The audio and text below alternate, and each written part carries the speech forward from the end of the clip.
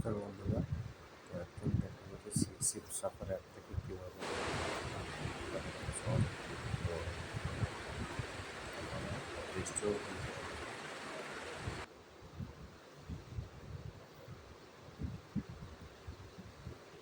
এখানে দেখবেন CSC suffer,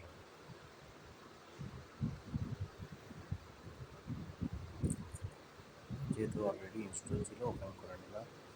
এখানে ট্রেনে ক্লিক করবেন, লগ ইন সিএসসি আইডি দিয়ে লগ ইন করবেন, সিএসসি আইডিটা দেবেন, তারপর সাবমিট বাটন ক্লিক করবেন।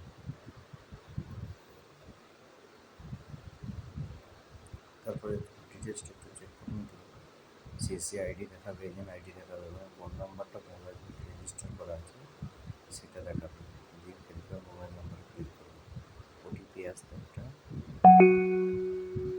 ওটিপিটা এখানে করে বসিয়ে দেবেন।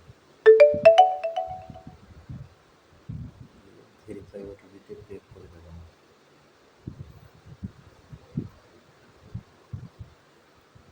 এখানে দেখতে পাবেন বুক টিকিট, বুক টিকিটে ক্লিক করবেন, টিকিট বুকিং করতে পারবেন।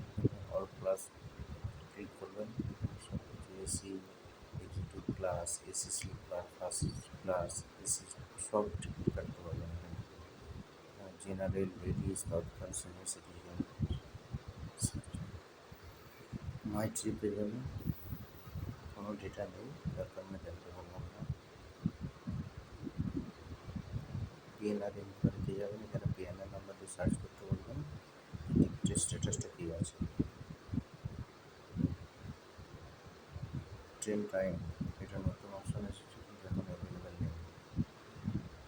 Train schedule, cancel ticket, ticket cancellation করবেন, পিএনআর নাম্বার বা ট্রেন নাম্বার বা ক্যান্সেলেশন আইডি দিয়ে সার্চ করবেন এটা ক্যান্সেল হবে কিনা। মাস্টার লিস্ট, যদি তৎকাল টিকিট কাটতে চান তাহলে সে এখান থেকে মাস্টার লিস্ট করে নিতে পারবেন আগে থেকে। অ্যাড প্যাসেঞ্জার ক্লিক করুন, প্রত্যেকটা ব্যক্তির নাম লিখে সেভ গ্রুপে ক্লিক করে অ্যাড করে নিতে পারবেন।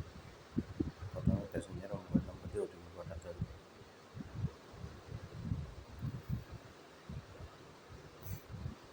যদি আপনার কোনোভাবে রিফান্ড হয়ে থাকে, টাকাটা রিফান্ড হলে কিনা ক্যান্সেল টিকিটে চেক করার জন্য পিএনআর নাম্বার বা ক্যান্সেল আইডি দিয়ে চেক করে নিতে পারেন।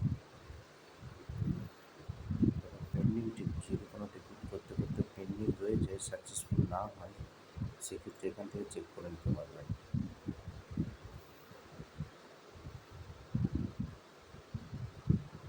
ওয়েটিং লিস্ট, টিকিটের ওয়েটিং লিস্ট আছে কিনা পিএনআর নাম্বার বা নাম দিয়ে সার্চ করে নিতে পারেন।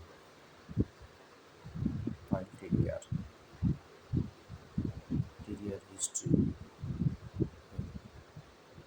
Requirement, term and condition, privacy policy, refund and cancellation policy, online register, about us, contact us, auto process,